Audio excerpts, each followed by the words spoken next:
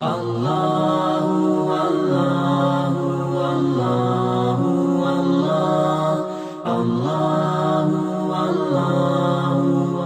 اللہ تبارک و تعالیٰ کی ذات وحدہ لا شریک ہے،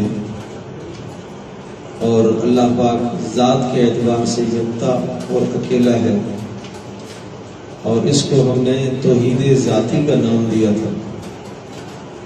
آج کے سبق میں ہم یہ پڑھیں گے کہ اللہ تبارک و تعالیٰ کی جو صفات ہے، اللہ پاک کی صفات بھی کسی مخلوق میں نہیں پائی جا رہی، لہذا اللہ تبارک و تعالیٰ ذات میں بھی اکیلا، اللہ پاک صفات میں بھی اکیلا۔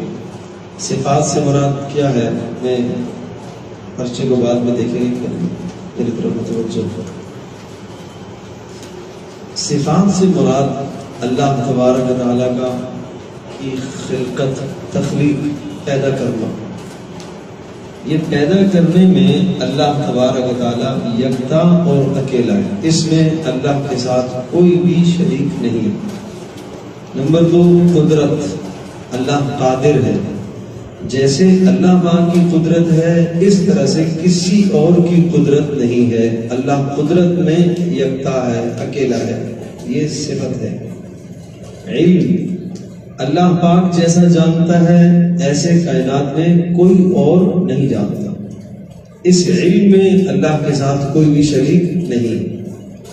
اللہ پاک جیسے سنتا ہے ایسے کائنات میں کوئی اور نہیں سنتا۔ مثلا اللہ پاک کی قدرت کیا ہے؟ اللہ تبارک و تعالیٰ کی قدرت یہ ہے کہ پوری کی پوری کائنات کو ایک لمحے میں سوائے ہستی سے ختم کر دے، اتنا اللہ پاک قدرت والا ہے۔ اللہ پاک فعال لما یرید، جو چاہے اپنی قدرت سے کر سکتا ہے، اس کو کسی سے پوچھنے کی ضرورت نہیں۔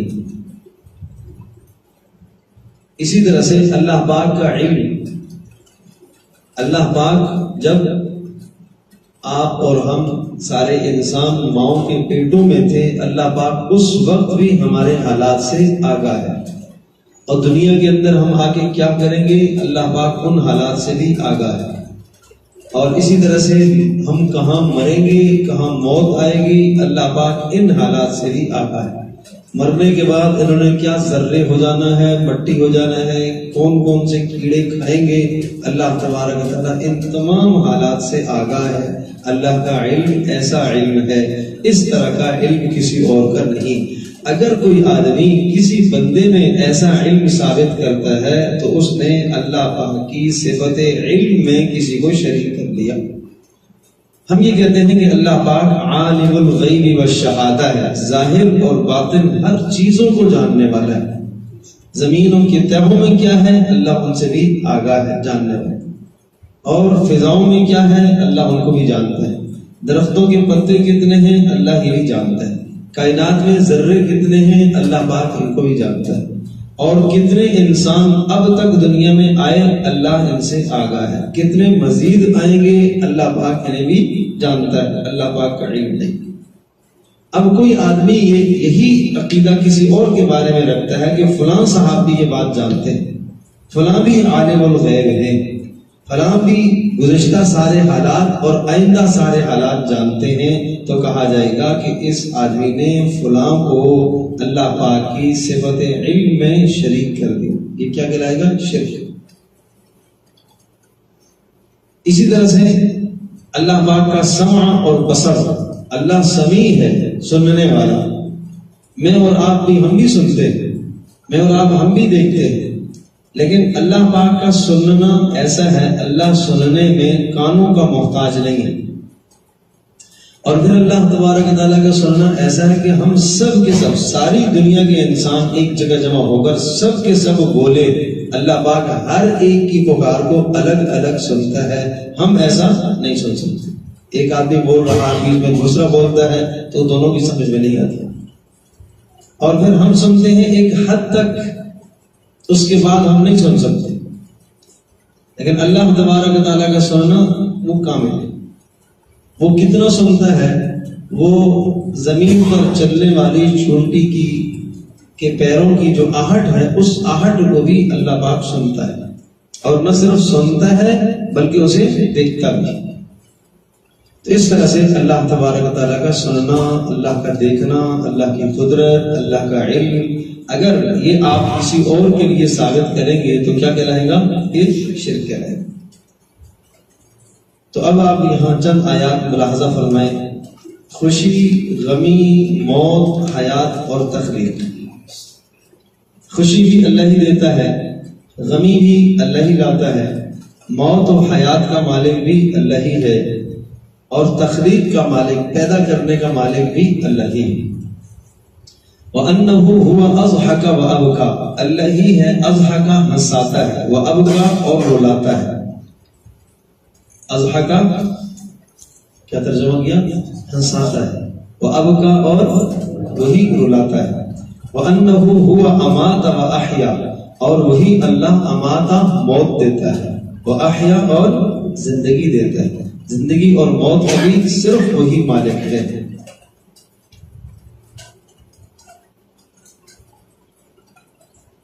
وَأَنَّهُ خَلَقَ الزَّوْجَيْنِ الذَّكَرَ وَالْأُنثَى اور اسی ہی نے پیدا کیا الزوجین، دو جوڑے، جوڑا جوڑا اسی نے پیدا کیا.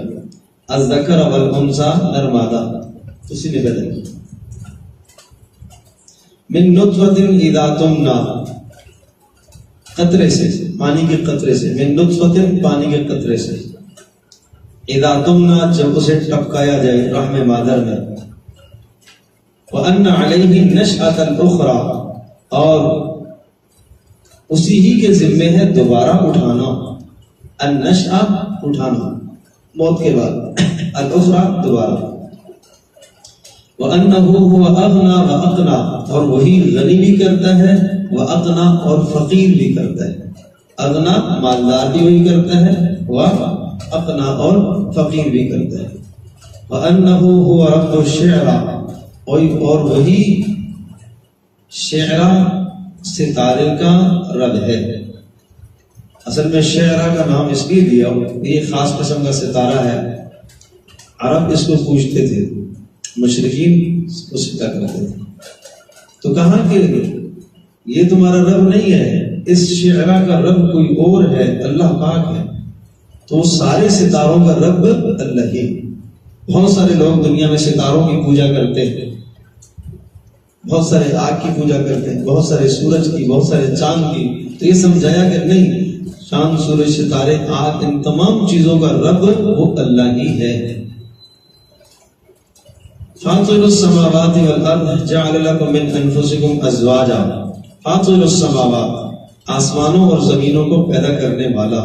جعل لكم من انفسكم ازواجا، جعل لكم پیدا کیا اس نے تمہارے لیے، من انفسکم تمہاری ذاتوں میں سے، ازواجا جوڑا جوڑا، ومن الانعام ازواجا اور پیدا کیا اس نے چوپایوں میں سے بھی جوڑا جوڑا. تو یہ تخلیق بھی کس نے فرمائی؟ اللہ ہی نے فرمائی. یذرؤکم فیہ لیس کمثلہ شیء. اللہ تبارک و تعالیٰ ان کو اس طرح سے پیدا کرتا رہتا ہے. لیس کمثلہ شیء وہو السمیع البصیر. اب یہ جو لفظ ہے نا لیس کمثلہ شیء، یہ اللہ تبارک و تعالیٰ کی توحید کو بتایا، ذاتی بھی صفاتی بھی، دونوں کی طرف اشارہ ہے.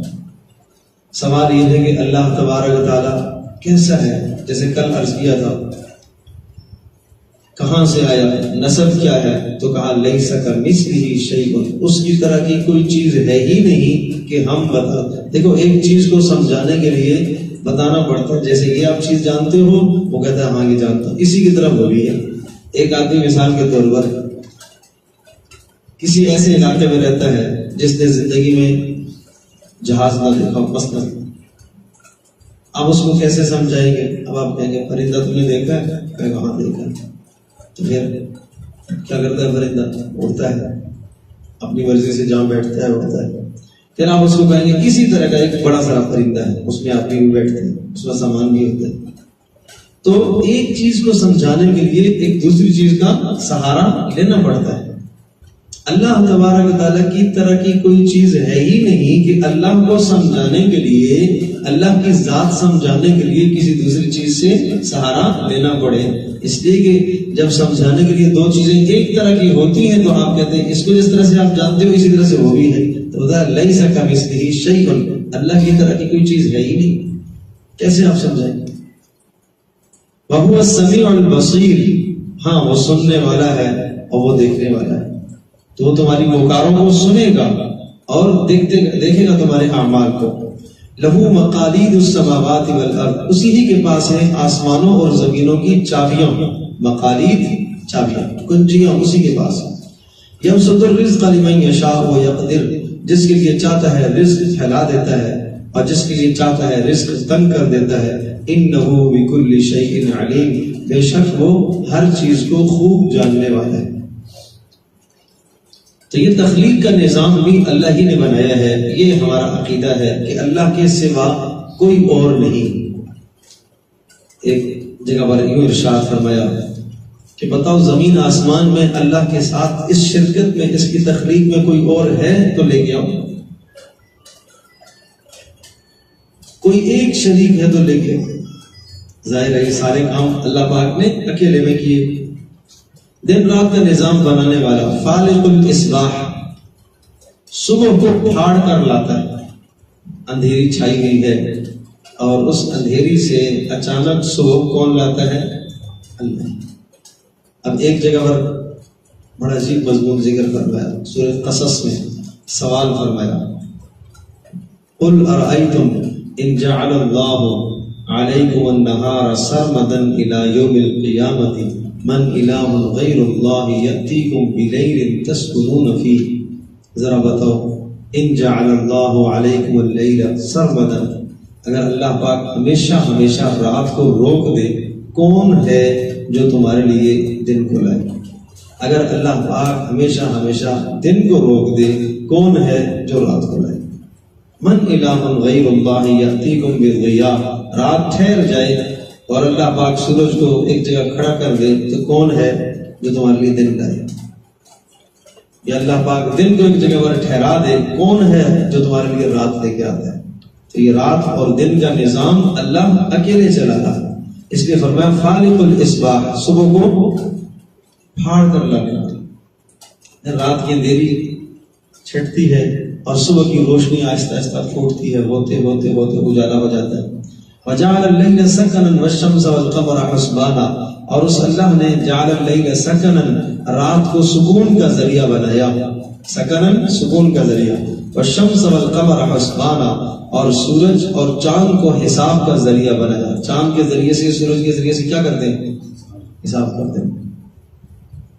چاند کے ذریعے سے جو حساب ہے اس کو قمری کہتے ہیں، اور سورج کے ذریعے سے جو حساب ہے اس کو شمسی کہا جاتا ہے، شمسی اور قمری حساب، ٹھیک ہے جی۔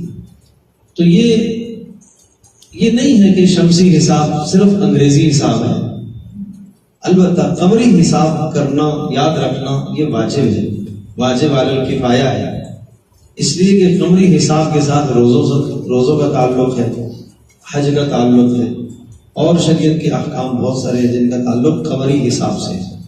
تو اس لیے پوری امت یا پوری علاقے میں سے چند لوگ اگر اس کو جانتے ہوں تو سب کی طرف سے کفایت ہے، اور اگر کوئی بھی نہیں جانتا تو پھر سب گناہگار ہے، پتہ ہی نہیں ہے کب رمضان آ رہا ہے۔ تو آن حضرت صلی اللہ علیہ وسلم نے قمری حساب کو پسند فرمایا شمسی حساب کی وجہ سے، اور قمری حساب آسان ہے شمسی سے۔ کیسے آسان ہے؟ آپ علیہ الصلوۃ والسلام نے خود ارشاد فرمایا کہ ہم امت امیہ ہیں، ہم تو لکھے پڑھے لوگ ہیں نہیں۔ آپ نے فرمایا الشہر ہاکذا وہاکذا وہاکذا، اس طرح سے آپ نے 10 انگلیوں سے اشارہ، الشہر ہاکذا، مہینہ ایسے ہوتا ہے، وہاکذا ایسے ہوتا ہے، وہاکذا ایسے ہوتا ہے، او ہاکذا یہ ایسے ہوتا ہے۔ 3 بار آپ نے 10 کیا، اور ایک مرتبہ آپ نے ایک انگلی گرا دی، کہا یا ایسے ہوتا ہے۔ تو 3 بار 10 کتنے ہو گئے؟ 30، اور ایک بار انگلی گرا دی تو 29۔ تو اشارہ دیا کہ آپ نے 1 2 3 نہیں گنوایا، آپ نے 30 کا لفظ بھی نہیں کہا، آپ نے 29 کا لفظ بھی نہیں کہا، آپ نے عدد ذکر نہیں کیا. کیوں؟ اس لیے ذکر نہیں کیا کہ یہ آپ نے انگلیوں سے یہ سمجھایا کہ تاکہ ہر آدمی پڑھا لکھا ان پڑھ اس بات کو سمجھ سکے. کوئی ایک ایسے علاقے کے اندر ایک آدمی ہے کہ جس کو گنتی سر سے آتی بھی نہیں ہے، 30 تک بھی نہیں آتی، تو گویا کہ وہ بھی شریعت کا مکلف ہے، اسلام کے احکام اس کے لیے بھی ہے. وہ کہے مجھے تو نہیں آتی کہ جناب 29 کیا ہوتا ہے، 30 کیا ہوتا ہے. تو اس کے لیے رسول پاک صلی اللہ علیہ وسلم کی یہ جو تعلیم ہے، یہ اشارے سے یہ اس بات کی طرف اشارہ ہے کہ قیامت کے دن اس سے بھی پوچھ ہوگی. وہ یہ نہیں عذر کر سکتا کہ میں نے پڑھ سے کریں. اس لیے حضرت صلی اللہ تعالی علیہ وسلم نے قمری حساب کو آپ نے پسند فرمایا، اسی سے آپ حساب کرتے تھے. تو آپ لوگ بھی قمری تاریخ کسی نہ کسی درجے میں یاد رکھا کرو. کیا تاریخ درج ہے؟ 12 شروع ہوگی شوال. شاباش، یاد ہے نا کہ قریب قریب یاد ہے. شوال رمضان گزرا ہے تو یہ یاد رکھنی چاہیے. 12 شوال اور 1440 بولو. شاباش.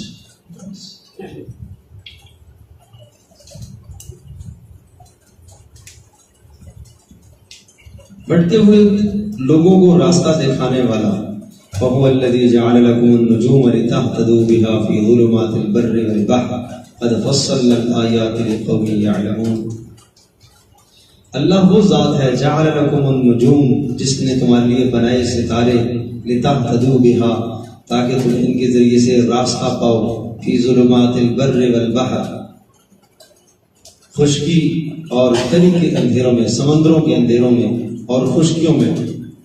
صحراؤں کے اندر جب آدمی جاتا ہے تو وہاں بڑی ضرورت پڑتی ہے، راستہ نہیں پتہ چلتا کس سمت میں جانا ہے. سمندروں میں جو لوگ سفر کرتے ہیں اس وقت متعین نہیں ہو پاتا کہ کس سمت میں جانا ہے، اور اس وقت راستے پتہ کرتے ہیں ستاروں کے ذریعے سے. آج کل جو جدید آلات آگے ہیں ان کے ذریعے سے بھی راستے پتہ چلتے ہیں. تو ستاروں کا علم حاصل کرنا، ستاروں کے ذریعے سے راستے پانا، ستاروں کے ذریعے سے قبلہ کی تعین کرنا، ستاروں کے ذریعے سے سمت متعین کرنا، یہ علم حاصل کرنا چاہیے. اتنا اس کو کہتے ہیں علم نجوم. لیکن اس سے آگے جو ہے کہ جو لکیریں دیکھتے ہیں، قسمتیں دیکھتے ہیں، وہ یہ کرتے ہیں، یہ سب شرکیہ چیزیں، ان میں آدمی کو نہیں پڑھنا چاہیے، نہ ایسے لوگوں کے پاس بیٹھنا چاہیے. حدیث پاک میں آتا ہے جو آدمی کسی نجومی کے پاس بیٹھا اور اس نے باتیں پوچھی اور جو کچھ اس نے کہا اور اس کی اس نے تصدیق کر دی، تو اس نے کہا کہ میرے لائے ہوئے دین کو ٹھکرا دیا، اس نے کہا کہ کفر کر دیا. ایک روایت میں آتا ہے 40 دن تک اس کی نماز قبول نہیں ہوتی. یہ روڈوں میں جو بیٹھے ہوتے ہیں، قسمت دیکھ رہے ہوتے ہیں، طوطوں کے ذریعے سے اور دیگر افعال نکالتے ہیں. ہرگز نہیں کہنا چاہیے کسی کے پاس، نہ پوچھنا چاہیے نہ بیٹھنا چاہیے. ان بیچاروں کو اپنی قسمت خراب ہوتی ہے، دوسروں کی قسمت کیا ٹھیک کرے گا. یہ سب شرکیہ بات ہے. تو عرض کر رہا ہوں کہ اتنا تک تو آپ آسمانی علوم اور اتنا آپ ستاروں کے علوم حاصل کریں گے جس کے ذریعے سے آپ وقت کو پہچان سکیں، قبلے کی تعین کر سکتے ہیں، سمت متعین کر سکتے ہیں. یہ ہے بس.